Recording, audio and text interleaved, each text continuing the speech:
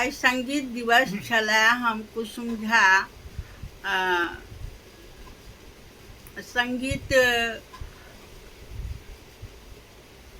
बच्चेसँ एम्हर उम्हरसँ हमसब सिखलहुँ। कोनो गायक सब लगमे तऽ नहि सिखने छी गीत सब सीखी, ओकरासँ जाकऽ 2 लाइन सिखिए, 2 लाइन फेर याद भऽ जाए तऽ फेर ओकरा लग जाकऽ सीखी। एना एना कऽ कऽ हमसब गीत सिखलिए। बादमे पढ़लहुँ लिखलहुँ तऽ लिखऽ लगलिए। फेर कतहु गीत सुनी तऽ ओ सिखली तऽ ओ लिख कऽ गाबऽ लगलहुँ।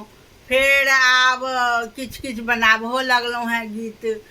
तऽ सरस्वतीके छनि, आओर जे गीत जिनका सरस्वती छथिन कंठमे, हमर सबके तऽ ओतेक नीक गायकी नहि छी। बहुत गायक सब छथि, बड़का बड़का सब बहुत नीक सब छथिन।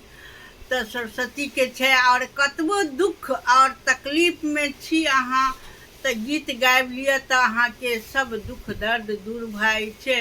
आओर कहै छै दिल खुश तखने अहाँके गीत गायल हैत, मोन खुश रहत तखने गायल हैत। आओर सरस्वतीके जे छथिन से लक्ष्मियोसँ पैघ छथिन।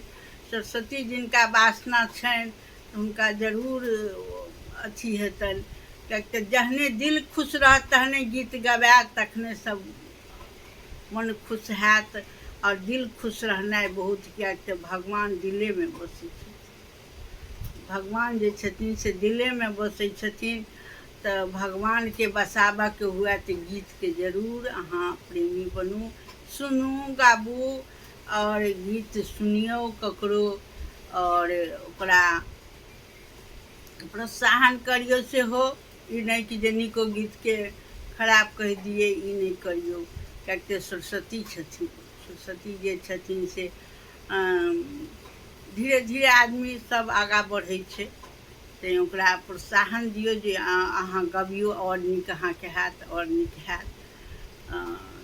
तऽ आगाँ बढ़तै आओर अहाँके जरूर गुणगान करत जे फलाँ आदमी हमरा जे छै से बहुत सपोर्ट केलथि। तऽ गलती सलती क्षमा माँगै छी। हम कुसुम झा।